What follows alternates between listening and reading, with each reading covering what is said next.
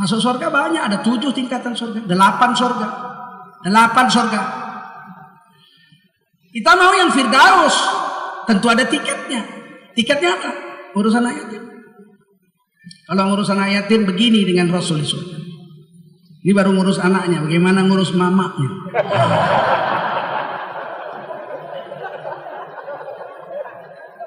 Kalian ketawa aja. Ngurus anak yatim begini dengan Nabi di surga. Bagaimana ngurus mamanya? Bukan mama anak yatim itu, mama kita. Kalau kita urusi anak yatim begini dengan Rasul di surga, kalau ngurus ibu kandung kita begini di surga. Bukan ibunya si yatim ini. Ibunda kita itu tiket masuk surga. Dan surganya bersama nabi-nabi. Bapak kita itu tiket masuk surga. Surganya bersama nabi-nabi. Ridha Allah tergantung pada ridha orang tua. Nah ini kesempatan. Kalau kita punya uang, ibu bapak lah dulu disenangkan. Begitu bekerja, rajin puasa Senin Kemis. Agar jangan nikah dulu. Paling tidak khidmat ibu bapak kita dulu. Belum punya rumah dia bikinkan rumah. Belum pergi umroh dia antarkan umroh. Bismillahirrahmanirrahim. Assalamualaikum warahmatullahi wabarakatuh. Hamdan wa syukran lillah. Wassalatan wassalaman ala rasulillah. Wa ala alihi wa sahbihi wa mawalah. Allahumma salli wa sallim ala hadan nabiyil karim. سيدنا وحبيبنا ومولانا محمد وعلى آله وصحبه أجمعين أما بعد قال الله تعالى في كتابه الكريم أعوذ بالله من الشيطان الرجيم بسم الله الرحمن الرحيم يا أيها الذين آمنوا اتقوا الله وقولوا قولا سديدا يصلح لكم أعمالكم ويغفر لكم ذنوبكم ومن يطع الله ورسوله فقد فاز فوزا عظيما قال رسول الله صلى الله عليه وسلم من خرج من بيته في طلب العلم فهو في سبيل الله حتى يرجع. Baginda Rasul bersabda, siapa keluar dari rumahnya untuk mendapatkan ilmu, maka orang itu adalah orang yang berjihad fi sabilillah sampai dia kembali ke rumahnya. Mudah-mudahan kita semua mendapatkan pahala jihad dari Allah SWT. Amin. Sadaqallahul azim wa sadaqa rasuluhun nabiyul karim wa nahnu ala dhalika minas syahidin wasyakirin walhamdulillahi rabbil alamin. Jemaah pengajian Darul Tauhid yang dimuliakan Allah SWT, Masjid Istiqlal Jakarta. Wajiblah kita bersyukur pada Allah SWT. Salawat salam kita sampaikan untuk baginda Rasulullah SAW, Rasul akhir zaman yang tidak ada lagi nabi setelahnya. Rasul yang telah memberikan contoh teladan untuk kita ikuti dalam peri kehidupan kita sampai kita mati.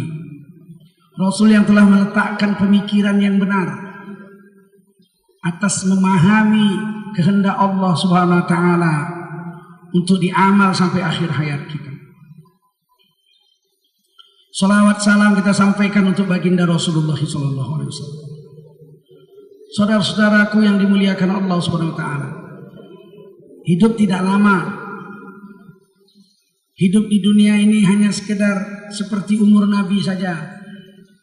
Nabi bilang begitu, umur umatku seperti umurku, antara 60-70 tahun. Ma baina sittin wa sab'in. 60-70 tahun. Kalau ada yang lebih daripada 70 tahun, sudah tidak efektif lagi untuk beramal soleh. Sebelum umur 60 inilah kekuatan yang masih memungkinkan kita maksimal untuk bisa mengabdikan diri kita kepada Allah Subhanahu wa taala. Allah SWT jadikan manusia semuanya, kita ini orang beriman khalifah Allah. Kita semua orang beriman ini khalifah Allah. Wa huwallazi ja'alakum khalaifal ard. Dialah Allah yang telah menjadikan kamu orang-orang beriman khalifah di atas dunia ini. Semuanya kamu. Wa rafa'a ba'dakum fawqa ba'din darajat. Sebagian kamu ditinggikan derajatnya, sebagian kamu direndahkan derajatnya. Kita sama-sama khalifah tapi derajat tidak sama. Untuk apa Allah buat derajat berbeda-beda?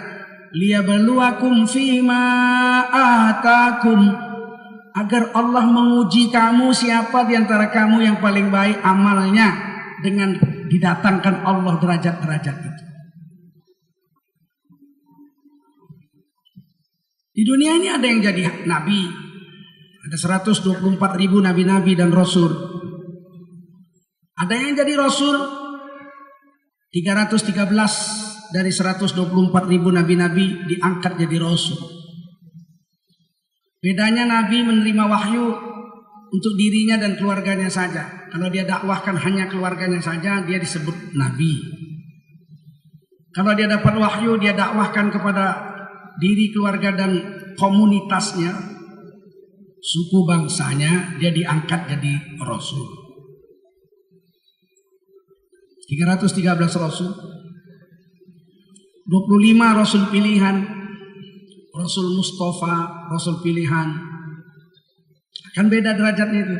Ada yang jadi nabi, ada yang jadi rasul, ada yang jadi rasul pilihan. Rasul pilihan 25 dan kita wajib kenal namanya. Walau tidak berturut-turut tapi wajib tahu 25 itu. Sebab itu rukun iman. Percaya kepada rasul-rasul itu rukun iman. Walaupun tidak berturut-turut, tapi kalau disebut orang tahu. Musa, ya saya tahu itu Nabi Musa. Musa, Nabi, Rasul. Ibrahim, ya saya tahu Ibrahim juga Rasul. Yahya juga Rasul. Idris, benar, Idris juga Rasul, saya tahu. Daud juga Rasul. Sulaiman juga Rasul, saya tahu. Bejo bukan. Harus tahu. Harus tahu. 5 dari 25 itu disebut Rasul Ulul Azmi. Rasul yang paling menderita. Mengorbankan seluruh harta, darah, air mata, waktu, perhatian, tenaga, semuanya digunakan hanya untuk agama. Mati-matian siang dan malam. Menderita untuk umat dan agama ini disebut Rasul Ulul Azmi. Ada 5. Pertama Nabi Nuh alaihissalam. Nabi Nuh alaihissalam dakwah ditulis di Quran lailan wan nahara, malam dan siang. Umur 480 tahun diangkat jadi rasul. Dalam Qasasul Anbiya, Imam Ibnu Katsir menuliskan hadis Nabi Nuh diangkat jadi rasul umur 480 tahun. Dakwah lailan wan nahara, siang dan malam. Sampai umur 900 tahun. Berapa tahun tuh? Berarti 420 tahun. Ya. 420 tahun dakwah siang malam, cuma dapat 80 orang murid. Berarti kan 5 tahun sekali dapat 1. 5 tahun dakwah siang malam dapat 1. Nah, kalau saya mungkin berhenti jadi nabi. Kiai sekarang kalau dakwah 5 tahun cuma dapat murid 1, mungkin berhenti jadi kiai. Tapi Nabi Nuh nggak berhenti jadi nabi, terus aja jadi, nggak diupah lagi. In ajriya illa 'ala Allah Rabbal alamin. Upahku hanya Allah bayar. Kayak manusia nggak usah bayar. Bayangin. 5 tahun dapat 1, 5 tahun dapat 1. 80 tahun cuman umatnya. 80 orang umatnya. Badai topan datang tahun umur 900. Kemudian Nabi Nuh masih hidup sampai 50 tahun lagi. 950 tahun. Anak bungsunya yang dicintai Kan'an kafir. Istrinya yang mendampinginya seumur hidup kafir, malah menghalangi dakwah. Istri kalau menghalangi kita melakukan agama, ajaran agama, maka agama tidak akan tumbuh di komunitas rumah tangga kita. Nabi Nuh itu kenapa dakwahnya tidak berhasil? Karena setiap dia mau pergi dakwah, istrinya dakwah duluan. Begitu Nabi Nuh ganti baju bagus, istrinya udah tahu ini mau dakwah nih. Istrinya duluan pakai baju bagus, berangkat lewat pintu belakang. Dia bilang, ntar lagi suami saya datang, jangan percaya. Saya istrinya. Sehingga gagal dakwah karena istri Sontoloyo. Tapi Nabi Nuh tidak disebut Rasul yang gagal. Nabi Nuh disebut Rasul Ulul Azmi. Yang kedua Nabi Ibrahim. Dakwah, Masya Allah. Seluruh bangsa yang bisa dijumpai. Lahir di Mesopotamia, Irak. Dakwah situ diusir. Setelah dibakar Fir'aun, diusir. Pergi ke Jordan, pergi ke Palestina, Suriah. Dakwah di situ. Kawin di situ, dapat istri yang cantik jelita, Siti Sarah. Kemudian pergi ke Mesir, dapat saudara Raja Kipti, suku Mesir, suku Kipti Raja Mesir, dikasih satu saudaranya. Akhirnya atas permintaan istri Nabi Ibrahim disuruh menikahi perempuan itu, perempuan yang berkulit hitam, manis, suku Kipti, namanya Hajar. Kalau cantik, 1000 kalilah cantik Sarah. Kata Nabi Muhammad SAW ketika ditanya siapakah wanita tercantik sedunia, Nabi kita menjawab Siti Hawa, istri Nabi Adam itu wanita tercantik sedunia. Bagaimana cantiknya? Kulitnya merah jambu. Cantiknya sepertiga kecantikan perempuan seluruh dunia dijadikan satu untuk Siti Hawa sendiri. Itu kalau kita ketemu pingsan itu kita. Itu istri Nabi Adam, diciptakan di sorga. Siapa cantik lagi setelah Siti Hawa? Nabi mengatakan Siti Hajar, Siti Sarah. Cantiknya sepertiga kecantikan perempuan sedunia dijadikan satu untuk Sarah sendiri. Sama dengan Hawa cantiknya. Sehingga Raja Mesir sampai pingsan gitu. Istilahnya jantungnya itu nggak tahan dia melihat Siti Sarah sampai diterkam sama dia. Allah jadikan dia patung, setiap dia mau menerkam dijadikan patung. Gak tahan dia lihat Siti Sarah cantiknya bukan main. Tinggal sepertiga lagi. Nah itu perempuan-perempuan sedunia bagi semua. Sepertiga kecantikan wanita dikeroyok 3 miliar perempuan lebih. Bagi-bagilah situ. Jadi gak usah terlalu bangga kalau cantik lah. Tapi Nabi Ibrahim gagal mengislamkan pamannya yang membesarkannya, Azar. Di Quran disebut bapaknya, Abuhu Azar. Tapi dalam bahasa Arab, Abu bukan mesti bapak kandung. Abu bisa saja bapak, saudara, paman. Kayak orang Jawa kan bilang Pak D, Pak Le, bapak juga, bapak Cile. Tapi bukan berarti bapak kandung. Azar bukan bapak kandung Nabi Ibrahim. Bapak kandung Nabi Ibrahim namanya Tarikh, atau kadang dibaca Tarah. Ibrahim bin Tarikh, bukan Ibrahim bin Azar. Meskipun di Quran dibilang Azar itu bapaknya, jadi bapak itu bapak yang membesarkan dia. Sama dengan Abu Thalib. Abu Thalib itu disebut bapaknya Nabi Muhammad. Makanya kalau Nabi Muhammad bilang Abi wa Abu finnar, bapakku dan bapakmu di neraka, itu bukan bapak kandung Nabi. Karena bapak kandung orang Arab menyebutnya bukan Abu, tapi Walid. Apa? Walid. Maka ketika kita doa, ya Allah ampunkan dosa kedua ibu bapakku, Rabbi firli wali daya, wali daya, Walid. Walid itu bapak kandung ibu. Ya. Jangan salah. Meskipun bapak pakciknya yang membesarkannya tidak masuk Islam, Nabi Ibrahim disebut Rasulullah Azmi. Nabi Musa, bapak yang membesarkan beliau dari baby, Fir'aun laknatullah alaihi, malah ngaku Tuhan. Nabi Musa nggak disebut Rasul yang gagal. Nabi Musa disebut Rasul Ulul Azmi. Nabi Isa alaihissalam lahir sudah dakwah. Wah ini manusia unik. Baru lahir sudah dakwah. Nabi Isa itu lahir tanpa bapak. Ditiupkan Allah ruh ke rahim Siti Maryam. Jadi idza arada syai'an ayyakula lahu kun fayakun. Jadi begitu hamil orang Israel protes, demo, lahir anaknya di Bait Al-Lahm. Bait Al-Lahm, lahm bahasa Arabnya daging, tapi bahasa Ibraninya lahm artinya roti. Bait Al-Lahm, pabrik roti, rumah tempat buat roti. Siti Maryam melahirkan di Bait Al-Lahm. Orang Inggris membacanya Bethlehem. Orang Batak membacanya Bethlehem. Di mana Yesus lahir? Di Bethlehem. Bait Al-Lahm. Begitu lahir, Bani Israel demo, orang Yahudi. Hei Maryam, kamu ini orang baik-baik. Pak lekmu yang memelihara kamu Nabi Zakaria. Ibumu wanita soleha, bapakmu imam besar Masjidil Aqsa, Imron. Sepupumu Nabi Yahya, buyutmu Nabi Harun. Bagaimana kamu bisa berzina begini? Ayo ngaku, anak siapa ini? Zina sama siapa? Ayo ngaku, ngaku.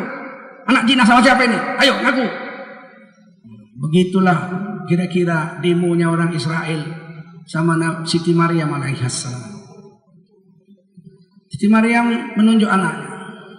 Yen kowe arep ngerti jawabane, takonono anak iki. Tapi nggak ngomong, tunjuk aja. Siapa bapaknya? Siapa bapaknya? Karena Siti Maryam sudah janji, ya Allah kalau aku hamil karena perintahmu aku siap. Tapi aku tidak akan mau ngomong. Inni nazartu lirrahmani sauma. Aku akan menahan diri, nggak mau ngomong. Kalau siapa yang nanya anak siapa, berzina sama siapa, Allah yang jawab, aku nggak mau jawab. Begitu perempuan ini, masya Allah. Anak ini jawab, Inni Abdullah, sesungguhnya aku hamba Allah, bukan anak zina. Ataniyal kitab, Allah beri aku sebuah kitab yaitu Injil. Wa ja'alani nabiyya, Allah angkat aku menjadi seorang nabi.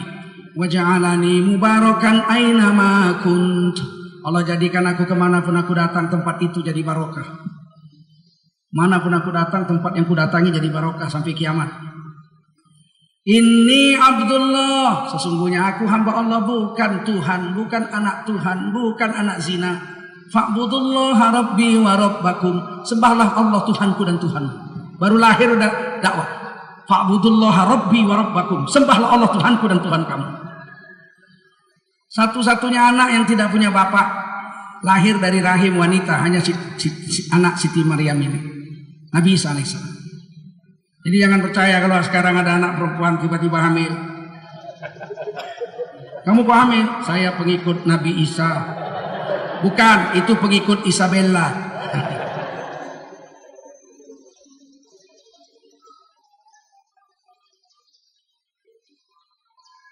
33 tahun dakwah, muridnya cuma 12. Tidak disebut Rasul yang gagal, disebut Rasul ulul azmi. Nabi Muhammad SAW dakwah 22 tahun lebih sedikit seluruh jazirah Arab Islam. Tapi pamannya Abu Thalib, Abu Lahab, kafir, tidak berhasil diislamkan. Nabi Muhammad tidak disebut Rasul yang gagal, tapi Rasul ulul azmi, Sayyidul Anbiya'i wal Mursalin.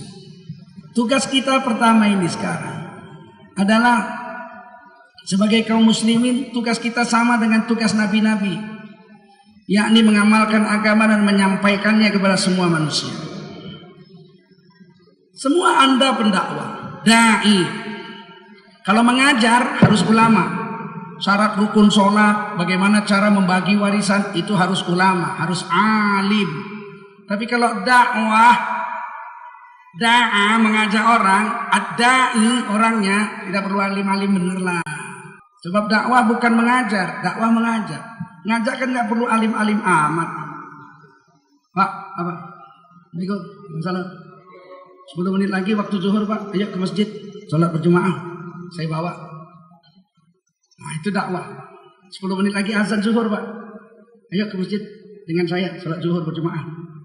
Itu dakwah. Yang didakwah marah, mana dalil hadisnya sholat berjamaah? Nggak tahulah, aku tukang jeruk apa tukang cendol.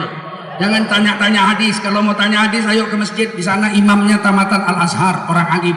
Nanti saya ajak bapak ke masjid mau sholat zuhur. Habis sholat zuhur tanya dalilnya sholat berjemaah sama imam itu. Jangan sama saya. Kalau sama saya tanya berapa harga jeruk sekilo, itu saya jawab. Soheh jawabannya. Hari ini kita nggak bisa bedakan antara dai dengan ulama. Kalau kita nggak dakwahkan agama ini akan hancur lebur, makin hari makin rusak, makin hari makin rusak. Mendakwah ini bisa mendakwah orang untuk ibadah. Yuk sholat yuk. Nah, Bisa mendakwah orang untuk taklim. Di Istiqlal ada pengajian Darut Tauhid. Ayo kamu ngaji sama saya, pergi sana. Nah, itu mendakwah orang untuk menghadiri pengajian, mendakwah orang untuk ikut taklim. Jadi dakwah tuh banyak. Bisa didakwah orang untuk ibadah. Yuk besok hari Senin kita puasa, dakwah orang untuk puasa, untuk ibadah. Ayo besok kita pengajian di Istiqlal, mendakwah orang untuk taklim. Saya nggak ada sepeda motor, naik sepeda motor saya gratis. Pokoknya kamu mau ngaji, maka semua pahala pengajian yang diterima oleh si orang itu diberikan kepada kita semuanya 100% tanpa mengurangi pahalanya. Kita kemari ngaji dapat pahala 2. Satu pahala ngaji kita, satu pahala kawan yang kita ajak. Enak dakwah itu. Mendakwakan orang untuk taklim, mendakwakan orang untuk khidmat. Ini kita perlu dakwah, ini perlu dana. Kita mau ngirim dai ke Jogja, di sana ada satu desa murtad. Perlu ngirim dai ke sana. Kita mau perbaiki musolanya karena udah rusak. Ayo, perlu duit berapa? 300 juta. Ayo, kita bangun masjid baru di sana, kumpul. Kalau satu orang beratlah 300 juta. Tapi kalau 300 juta itu dibagi 10.000 orang, enteng. Khidmat untuk agama. Kita pikul bersama-sama agama ini. Kita berkhidmat untuk agama bersama-sama. Ajak orang lain untuk berkhidmat. Dakwah orang untuk berkhidmat. Dan dakwah orang untuk dakwah. Kamu udah saya bawa ngaji ke Istiqlal, ya. Sudah saya ajak setahun, ya. Sekarang kamu sudah punya sepeda motor, ya. Sekarang kamu bawa orang lain pakai sepeda motormu. Saya bawa orang lain pakai sepeda motor. Jadi mendakwah orang untuk dakwah. Baru agama ini hidup. Ini hari kita nggak peduli kalau untuk agama, kalau untuk dunia mau tiap hari ngajak, nggak bosan-bosan lagi. Kawan kita kantor satu kamar kerja. Jam 12. Besok gitu gih. Besok gitu gih. Enggak muak-muak 10 tahun satu ke kantor tiap hari. Kalau ngajak makan mau aja. Kenapa enggak Zuhur, yuk Zuhur. Saya mau makan siang, habis makan siang, habis Zuhur kita makan siang sama-sama. Ayo, sholat Zuhur dulu. Besok lagi yuk, sholat Zuhur. Besok sholat Zuhur. Mau makan saya? Iya, besok Zuhur makan. Saya enggak mau makan. Kenapa enggak kita bawa orang kepada agama? Ayo makan. Yuk makan. Kenapa enggak yuk sholat? Yuk sholat. 3 tahun ya. Sampai dia marah. Kamu ini aku muak sama kamu. Tiap hari kamu sholat. Sampai kapan kamu mengajak saya? Muak saya tahu. Ya Allah. Kalau perkara muak, aku lebih muak lagi. Ngajak kau. Udah 3 tahun kau kuajak sholat tak pernah mau. Padahal KTP-mu Islam. Ya Allah. Muak anakku lah dari kau. Tapi ya aku tetap ajak karena Allah suruh, Rasul suruh, saya akan ajak kamu. Sampai kapan? Sampai kau mati atau aku mati baru berhenti. Kalau aku udah mati pun masih bisa ngajak, aku ajak juga kau walaupun aku sudah mati. Saking pentingnya dakwah ini. Saking pentingnya dakwah.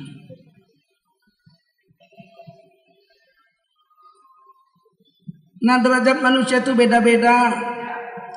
Yang paling tinggi derajat nabi-nabi. Kita di dunia ini harus berusaha untuk mencapai derajat yang tinggi di akhirat. Kerjanya di dunia ini. Di dunia inilah kita bekerja untuk mengambil ranking di akhirat. Ranking di akhirat itu tinggal diterima. Kerjanya di dunia. Di dunia bekerja, dikubur menunggu hasil. Di akhirat menerima upah. Jadi di dunia ini harus kerja. Dikubur nggak bisa kerja lagi, tinggal nunggu aja, nunggu hasil. Akhirat tinggal terima hasil. Derajat manusia yang paling tinggi yang selamat di akhirat hanya 4. Berapa? Nggak banyak-banyak. Yang selamat di akhirat manusia itu 4 derajat saja. Selain yang 4 ini nggak selamat. Siapa yang 4 itu? Ulaika ma'al ladzina an'ama 'alaihim minan nabiyyin was-siddiqin wasyuhada'i was-salihin wa hasuna ulaika rafiqa. Mereka akan bersama-sama di hari kiamat bersama orang-orang yang telah beri kami telah beri nikmat atas mereka. yaitu golongan nabi-nabi.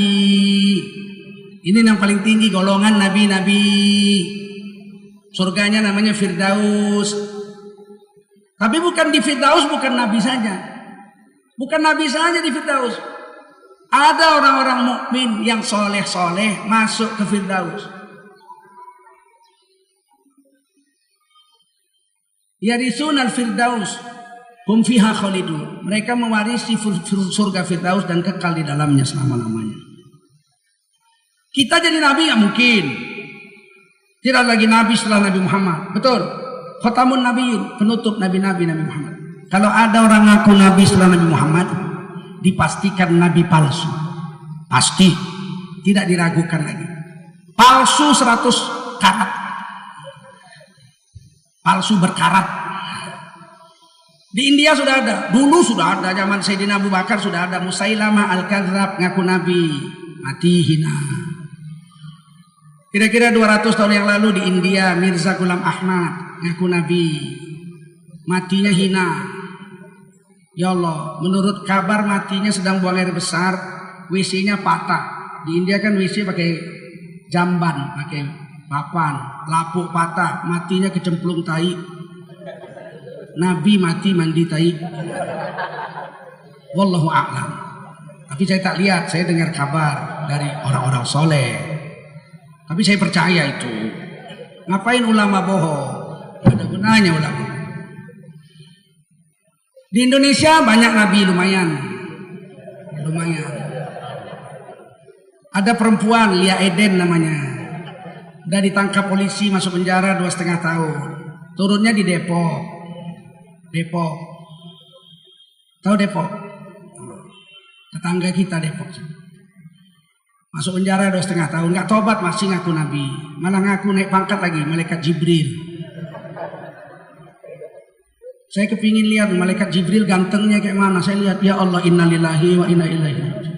Jibril begitu. Gantengan saya dari Jibril.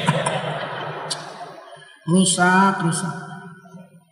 Lahir lagi nabi lagi, turun di Depok juga. Ahmad Musodik tangkap polisi. Apa pekerjaanmu?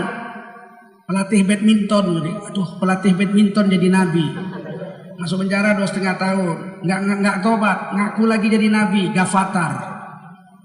Bentuk Gafatar jadi nabi, katanya saya keturunan Nabi Ibrahim dari istri ketiga, Kontura, itu kan orang Jawa Timur tuh, kon. Masuk penjara juga 2,5 tahun, nggak tobat, turun di Depok juga. Jadi Depok itu kota nabi-nabi itu.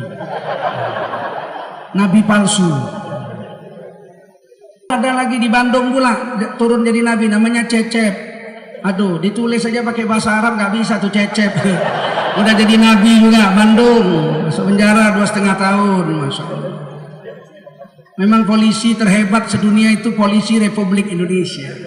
Kenapa? Bisa nangkap 3 nabi.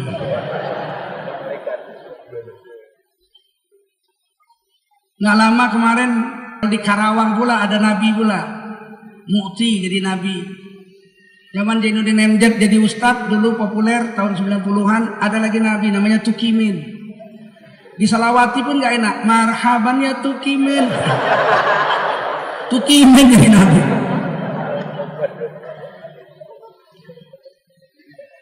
Kita nggak bisa jadi nabi, tapi kita bisa bersama nabi-nabi. Kita bisa bersama dengan nabi. Siapa yang bersama nabi-nabi? 1. Dalam hadis Muslim Rasulullah bersabda, Al-mahiru bil Quran ma'asafaratil kiramil bararah. Siapa yang mahir baca Quran akan bersama-sama dengan nabi-nabi dan rasul-rasul di surga Firdaus. Al-mahiru bil Quran, mahir dengan Quran. Fasih, hafal, akhlaknya mulia. Ini tetangga rasul-rasul di Firdaus. Maka wanita kalau mau cari suami, carilah suami yang mahir dengan Quran. Nggak mungkin lapar, nggak mungkin. Orang yang mahir dengan Quran tidak mungkin lapar. Dijamin perutnya. Diharamkan Allah. Ahli Quran lapar perutnya, diharamkan Allah. Puasa pun nggak lapar dia. Itu keajaiban Quran. Nanti Dajjal akan turun. Hari pertama turun di Isfahan, Iran. 70.000 ulama Iran sesat menjadi pendamping Dajjal. Ini hadis Sahih Bukhari. Jadi Dajjal itu turunnya tidak di Wonosobo, ya, tapi di Isfahan, Iran. 40 hari Dajjal menyesatkan seluruh orang-orang yang cinta dan tamak dengan dunia. Orang-orang mukmin pergi ke gunung-gunung, di boikot makanannya oleh pengikut Dajjal yang 90% lebih dunia ini ikut Dajjal. Orang-orang beriman tidak dapat makanan, tidak dapat minuman. Minum dan makan mereka zikir saja. Subhanallah, walhamdulillah, wa la ilaha illallah, wallahu akbar. Allah beri kenyang, Allah beri tidak haus. Apalagi dia baca Quran, subhanallah. Ini kehebatan Quran. Bagi yang tidak bisa mahir apa boleh buat.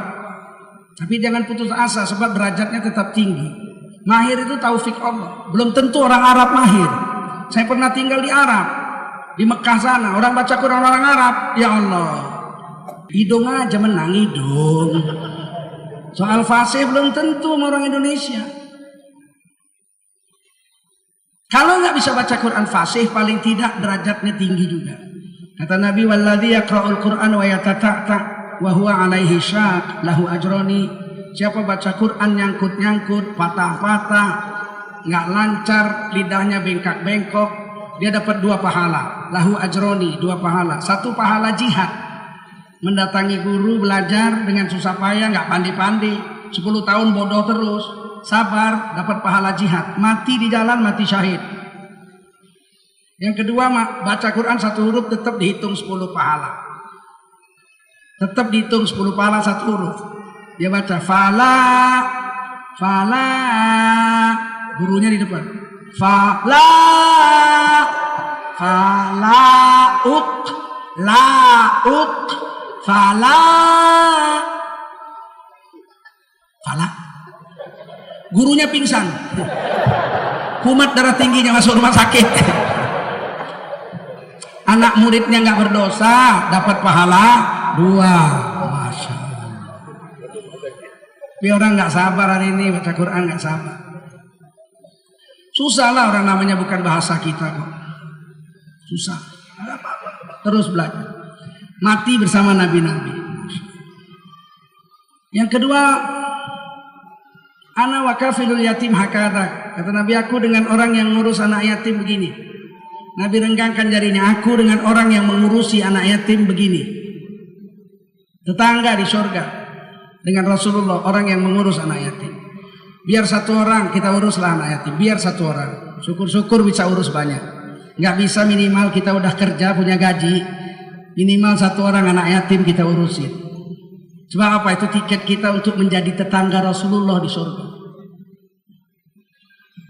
Masuk surga banyak, ada 7 tingkatan surga, 8 surga, 8 surga. Kita mau yang Firdaus, tentu ada tiketnya.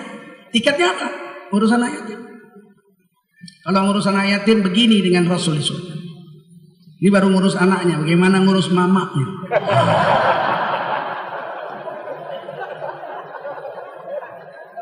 Kalian ketawa aja.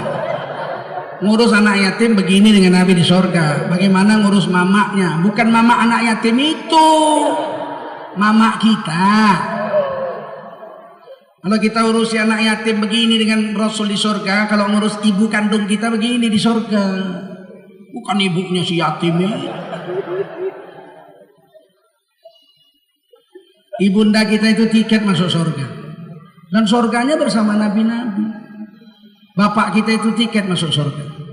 Surganya bersama nabi-nabi. Ridha Allah tergantung pada ridha orang tua. Nah, ini kesempatan. Kalau kita punya uang, ibu bapak lah dulu disenangkan. Begitu bekerja, rajin puasa Senin Kemis, agar jangan nikah dulu. Paling tidak khidmat ibu bapak kita dulu. Belum punya rumah, dia bikinkan rumah. Belum pergi umroh, dia antarkan umroh. Jangan baru kerja masih percobaan aja udah nikah, terus kawin, terus diambil istrinya semua duitnya. Bapak ibunya cuma dapat surat aja. Ayah, dalam hening sepi ku rindu untuk menuai padi milik kita, tapi kerinduan tinggal hanya kerinduan. Anakmu sekarang banyak menanggung beban, menanggung beban. Gue anak nggak menanggung beban, baru kau nikah, baru kau kerja udah nikah, motor kredit, rumah kredit, mobil kredit, kulkas kredit, istri kredit. Datang istri nggak mau tahu pula, pokoknya kamu suami saya, mana gaji? Setiap tanggal 1 semua suami gajian ditunggu depan pintu gini. Jangan pura-pura lupa. Amplop. Dibuka robek gitu, dihitung pakai ludahnya. Kurang 2 lembar. Stroke lah lakinya ini. Perempuan, hak kamu ada, tapi hak ibu mertuamu ada juga, ibu bapak mertuamu ada juga. Kalau suamimu mati, kamu dapat hak 1/8 harta warisan suamimu kalau punya anak. Tapi ibu mertuamu itu punya hak 1/6 dari harta suamimu. Artinya lebih besarlah hak mertua daripada hak istri. Begitu. Kita ini sadar, dikit sadar. Ini laki-laki ini kadang-kadang kumisnya begini. Tapi kalau udah dibentak istri, diam. Langsung. Kita nggak boleh takut sama istri. Istri itu bukan bos kita.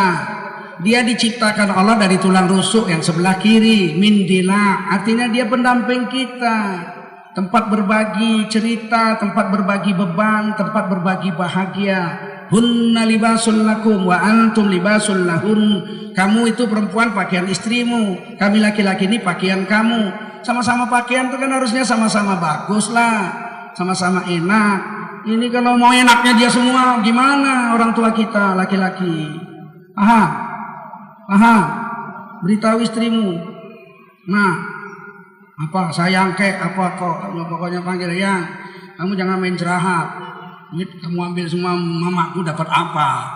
Harus dibagi. Ya kita aja masih kurang. Lah dulu bapak saya kurang juga, ibu saya kurang juga. Sekarang kita kurang untuk mereka kan nggak apa-apa. Supaya dapat tiket susah. Yang ketiga, anta ma'aman ahbabta yaumal qiyamah, kata Nabi. Kamu akan bersama dengan orang yang kau cintai di hari kiamat. Kalau yang kita cinta itu Rasulullah, siang malam kita rindu sama Nabi, mulut kita tidak berhenti berselawat, seluruh tubuh kita ini wujud sunnah Rasul. Kita akan bersama dengan Rasul di hari kiamat. Jadi Nabi nggak bisa, bersama Nabi bisa. Maka jangan coba-coba menghina sunnah Nabi. Dengan sengaja menghina sunnah Nabi, padahal yang dihinanya itu sunnah dan dia tahu itu sunnah, dia murtad dari Islam. Kalau tahu Nabi itu berjenggot dan sunnah Nabi adalah jenggot sunnah Nabi, dia tidak berjenggot belum tentu berdosa. Tapi kalau menghina jenggot dan dia tahu itu sunnah, bukan berdosa, dia murtad dari Islam. Batal imannya. Kalau dia lihat jenggot, saya tahu itu sunnah Nabi, tapi saya tidak berjenggot, belum tentu berdosa. Tapi kalau ini memang sunnah Nabi ini jenggot, tapi aku kalau lihat jenggot ingat aku sama kambing. Kambing kau, kambing. Asal orang berjenggot kambing, asal orang berjenggot kambing. Padahal dia tahu sunnah, dia murtad dari Islam bukan karena menghina saya berjenggot, tapi karena menghina sunnah Rasulullah SAW. Kadang-kadang sedih. Kita berjenggot dibilang kambing, berjenggot bilang kambing. Untunglah orang-orang soleh nggak membalas. Kalau membalas apa susahnya? Tidak berkumis tapi berjenggot kambing. Ya, kita pun bisa balas. Tidak berjenggot tapi berkumis kucing. Apa kayak balas? Tidak berjenggot, tidak berkumis anjing. Bisa kita balas, tapi kita nggak mau balas. Allah yang balas. Sunnah Nabi itu kecil lagi kita amalkan, efeknya besar. Ini pakaian sunnah Nabi. Dzalika khair, ini yang terbaik dari 3 pakaian laki-laki yang ada di Quran. Surah Al-A'raf ayat 26. Pakaian laki-laki itu 3. Yuwari sawatikum, sekedar tutup aurat, celana jojon. Pakai celana jojon, tutup pusar sampai dengkul, sholat Jumat sudah sah, nggak usah pakai baju. Sah nggak? Sah, cuman kan kebangetan banget. Sempat satu Istiqlal nggak ada yang pakai baju semua. Khotibnya juga cuman celana jojon juga. Memang sah, tapi kan agama bukan sekedar sah. Ada kehormatan, ada adab-adab di dalamnya. Yang kedua warisya, paket eksekutif.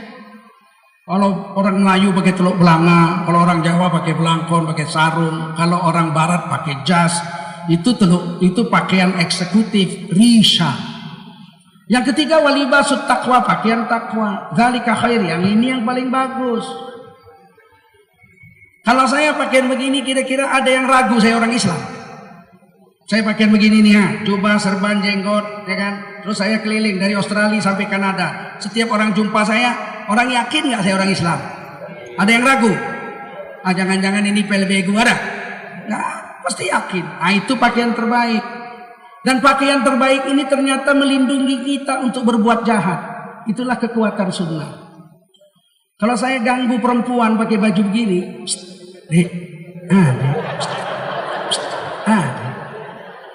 perempuan itu marahnya tahu mana? Pak, hormatilah pakaian bapak ini. Tuh, lihat, pakaian itu bermanfaat. Malulah bapak kepada Allah. Pakaian begini sweet. Kalau mau sweet, buka baju dulu. Hebat pakaian itu. Bayangkan kalau orang pakai jubah serban begini, malam-malam jam 1 malam datang ke diskotik. Orang lagi gedek di sana kan. Tiba-tiba kita datang, assalamualaikum. Itu satu diskotik bubar itu. Setan! Ada setan datang. Itu berarti sunnah Nabi itu punya kekuatan.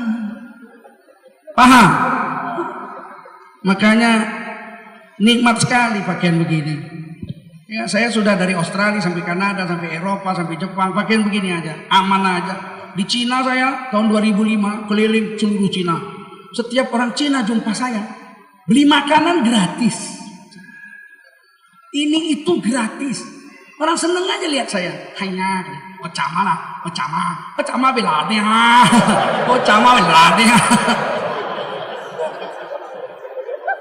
Aman saya seluruh Cina.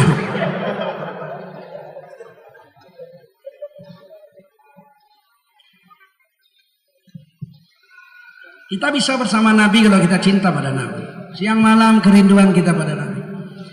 Alangkah indahnya ya, kita nggak jumpa Nabi, nggak pernah dengar suaranya yang merdu, nggak pernah memandang wajahnya yang tampan, tidak pernah jumpa dengan wahyu yang dibaca langsung dari mulut baginda Rasul. Tapi kita diberi iman, kan hebat. Alangkah indahnya dan syahdunya kalau kita menyebut Nabi. Saya teringat Bimbo. Waktu dikabarkan sang Bimbo wafat, saya sempat menangis. Waktu kecil-kecil saya pernah dibikin bangga oleh Bimbo itu. Lagi main-main kelereng kami sama kawan-kawan. Tiba-tiba radio bunyi itu. Dulu kalau ngidupin radio kuat-kuat. Ceng. Wow, semua berdiri. Ada anak bertanya pada bapaknya. Kami semua berhenti main kelereng itu. Sampai habis lagu itu. Bahagia sekali rasanya zaman itu, tahun 70-an itu. Mendengarkan lagu Bimbo itu. Tiba-tiba dengar Bimbo wafat, sedih juga. Ternyata Bimbo nggak wafat. Waktu pembukaan musabaqah tilawatul Quran, saya hadir itu di Lombok. Tiba-tiba selesai acara, Bimbo nyanyi, ada sajadah. Wah, saya langsung berdiri, Bimbo. Saya nggak jadi mati rupanya. Bangga sekali. Ada satu Bimbo itu, ada satu lagunya, syairnya dikarang oleh Taufik Ismail tentang Rasul.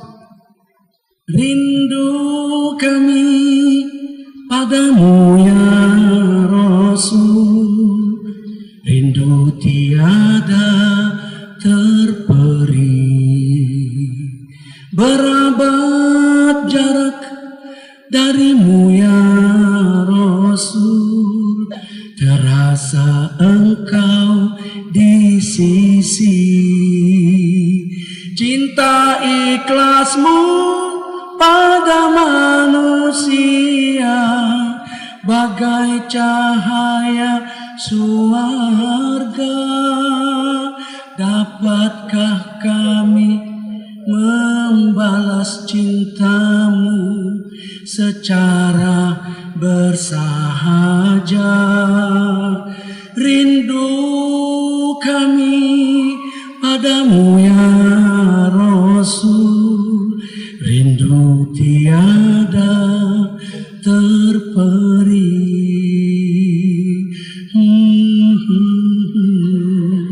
Aduh, rasanya kalau adalah Rasul sekarang di sini, kepingin rasanya memeluk dan mencium kakinya, Masya Allah. Cinta pada Rasul tidak main-main. Anda bukan dapat surga, tapi Anda dapat surga bersama dengan Rasulullah SAW. Yang kedua, wasiddiqin, orang-orang siddiq, orang-orang jujur. Orang-orang jujur ini satu tingkat di bawah Nabi. Sebab untuk jadi jujur perlu waktu puluhan tahun. Dari kecil kita jujur sampai kita tua terbawa terus sampai distempel oleh Allah siddiq, orang yang jujur. Sehingga satu desa kita menyebut kita dengan tambahan nama Zulkarnain. Zulkarnain jujur. Si Zulkarnain yang jujur, si Bejo yang jujur, Aminah yang jujur. Masya Allah, jujur itu diberi Allah belakangan melalui lisan sahabat-sahabat kita. Abu Bakar As-Siddiq, Abu Bakar yang jujur, Masya Allah. Kalau datang orang ke desa kita, Pak, saya mau ketemu Pak Udin. Di sini ada 5 Udin. Udin itu kawan saya sekolah dulu, dia terkenal lugu dan jujur. Oh, kalau Udin yang jujur cuma satu, sana yang jualan kambing. Yang lain gak jujur semua. Masya Allah, jujur itu, siddiq itu, pangkatnya satu derajat saja di bawah Nabi. Nggak gampang jadi orang jujur. Di bawahnya syuhada, orang mati syahid. Orang mati syahid itu sebentar. Musuh datang menyerang negara kita, kita bangun, bismillah, Allahu Akbar, perang, dar, ditembak, mati. Dapat kita syahid sebentar. Kalau jujur itu perlu waktu lama. Maka jujur lebih tinggi pangkatnya orang jujur daripada orang mati syahid. Orang mati syahid aja dikubur tidak busuk jenazahnya. Yurzakun farihin, diberi makan, diberi minum, di dalam kuburnya diberi makan, diberi minum. Bagaimana orang jujur? Yang keempat, wasalihin, orang-orang soleh. Orang-orang soleh itu yang paling rendah, yang selamat di hari kiamat. Kafir jadi soleh aja nggak bisa, apalagi jadi siddiq. Kafir jadi soleh aja nggak bisa, apalagi jadi siddiq. Kita lihat di Quran surah Hud. Ketika Nabi Nuh alaihissalam naik perahu bersama 80 orang beriman, termasuk anaknya 3, Ham, Yafid dengan Sam. Tapi istri dengan Kan'an tidak. Istrinya, anaknya Kan'an, anak bungsu tercinta, bergabung dengan kelompok kafir. Ketika itu ombak setinggi gunung, fi maujin kal jibal, ombak setinggi gunung. Nabi Nuh naik perahu dari kayu. Panjangnya 150 meter, bertingkat 3. Tingkat bawah untuk binatang besar-besar, gajah, beruang, segala macam. Tingkat kedua manusia 80 orang. Tingkat ketiga burung-burung. Ketika itu Nabi Nuh lihat anaknya fi ma'zil, di atas sebuah bukit kecil, terpencil di atas air, lagi menuju berusaha mau naik gunung yang tinggi. Dipanggil Nabi Nuh anaknya dengan rasa cinta. Ya bunayya kam ma'ana. Oh anakku sayang, buah hatiku, belahan nyawaku, belahan jiwa, intan manjaku, anak bungsuku yang paling kucintai. Ger anak bungsuku yang paling tak sayangi. Ndang mreneo, sini bersama kami naik perahu. Wala takum ma'al kafirin, jangan gabung dengan kelompok sana. Apa kata anaknya? Qala sa'awi ila jabali yaqsimuni minal ma'. Oh bapak, aku lebih yakin gunung bisa menyelamatkan aku dari perahu bapak. Perahu bapak itu kecil, ombak setinggi gunung. Kalau perahu bapak ketimpa ombak kan tenggelam, mati semua kita. Kalau perahu bapak nabrak gunung, pecah, mati semua kita. Aku lebih yakin naik gunung, biar aku naik gunung bersama orang-orang pembesar-pembesar negeri ini. Yang sama bapak kan kuli-kuli, budak-budak, orang miskin-miskin. Saya mau sana aja, banyak dana, banyak semua, sana ada semua. Artis-artis di sana semua. Kamu ini budak-budak ini, pengikut bapak. Wa kana minal mughraqin, ditenggelamkan Allah. Secara akal betul itu. Anak Nabi Nuh itu secara akal betul. Kalau naik perahu nabrak gunung kan pecah mati. Kalau naik perahu ketimpa ombak setinggi gunung tenggelam kan mati. Kalau naik gunung nggak mungkin mati karena gunung tidak pernah sejarahnya tenggelam. Paling-palinglah gunung meletus. Di Medan ada syair Melayu yang terkenal tentang gunung. Kalau meletus gunung Sibaya sayang, alamat Medan menjadi abu. Dayungku putus, layarku koyak, kemana arah sayang hendak ku tuju. Kalau meletus gunung Sibaya, mana ada kalau tenggelam gunung Sibaya. Di orang gilanya kau ini. Mana adalah gunung tenggelam, Mas? Betul itu menurut akalnya naik gunung selamat, tapi ternyata menurut Allah, menurut Nabi, jangan naik gunung, naik perahu. Tenggelam, habis. Selesai topan. Selamat orang beriman. Tapi anak Nabi Nuh yang paling dicintai justru mati. Ada perjanjian sebelum badai terjadi bahwa keluarga Nabi Nuh akan diselamatkan Allah. Tiba-tiba setelah badai ternyata anak kecintaannya mati. Nabi Nuh doa, ya Rabbi inna bni min ahli. Aduh sedih betul ya. Wahai Tuhanku, sesungguhnya anakku itu kan keluargaku. Anakku kan keluargaku. Kanaan itu kan anakku. Dia kan keluargaku. Kenapa mati? Padahal janjinya kalau terjadi badai anakku nggak mati. Kenapa bisa mati ya Allah? Dijawab sama Allah SWT. Ya Nuh, qala ya Nuh, Allah berfirman wahai Nuh, innahu laisa min ahlik. Innahu laisa min ahlik. Sesungguhnya anakmu itu bukan anakmu. Nih, wa nada Nuhu rabbahu faqala rabbi inna bni min ahli. Maka mengangkat tanganlah berdoa Nabi Nuh dengan merintih. Ya Rabbi Tuhanku, sesungguhnya anakku kan antu kan keluargaku, kok mati anak itu. Wa inna wa'dakal haq, sedangkan janjimu benar, keluargaku tidak akan dimatikan. Wa anta ahkamul hakimin, kamu adalah hakim yang paling bijak. Tidak ada lebih hebat hakim daripada engkau ya Allah kebijaksanaannya. Qala, dijawab Allah, ya Nuh, hei Nabi Nuh, innahu laisa min ahlik. Anakmu bukan anakmu. Anakmu bukan keluargamu. Innahu amalun ghairu salih. Anakmu beramal tapi enggak soleh. Beramal tapi enggak soleh. Mati-matian naik gunung menyelamatkan nyawa, beramal tapi tak soleh.